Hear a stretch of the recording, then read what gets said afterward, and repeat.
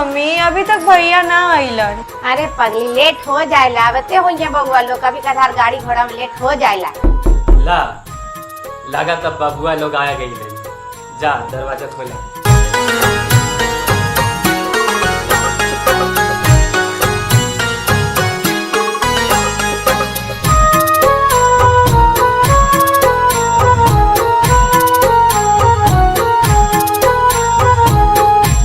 घरवा के एक ही गो सुनर बारू बाबू माई के हुनर बारू बाबू माई के हुनर बारू हो।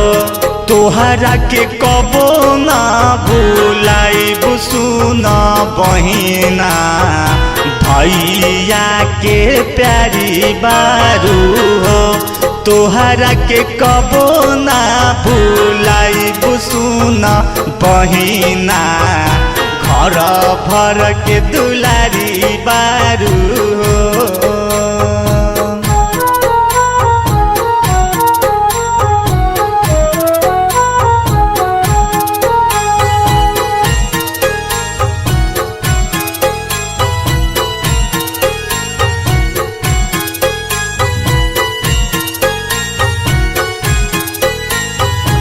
लक्ष्मी बारू एहो बहिनानु हो। घरवा तोहरा से जुड़ाइल बा धन दौलत सग रोई खुशियानु हो।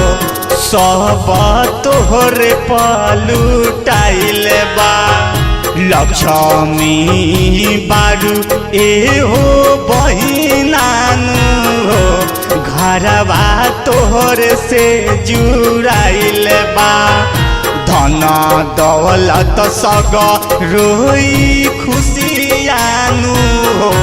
सब तोहर पलुटाइल बा रक्षा खातिर राखी हम बंधावा बतानी राखी हम बंधावा बतानी रखब खूब ख्याल से नो।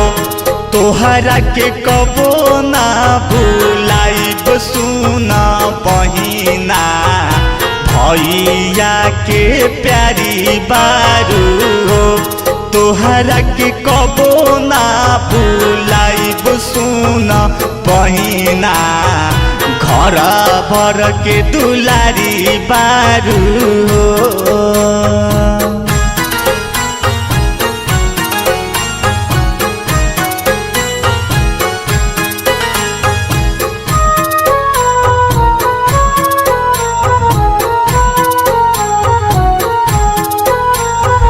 जनमो जनम के रिश्तानु बा कबो छूटी ना बहिना भाई बहिनी या के प्रेमवानु हो।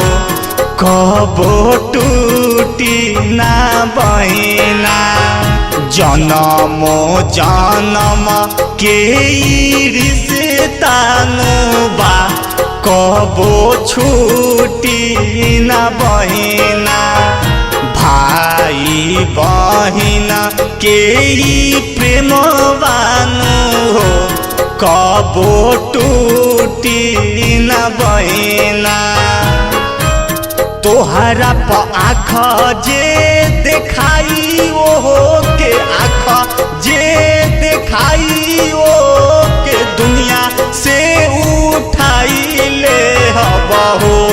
तोहरा के कबो ना भूलाइब सुन बहिना भैया के प्यारी बारू हो। तोहरा के कबो ना भूलाइब सुन बहिना घर भर के दुलारी बारू हो।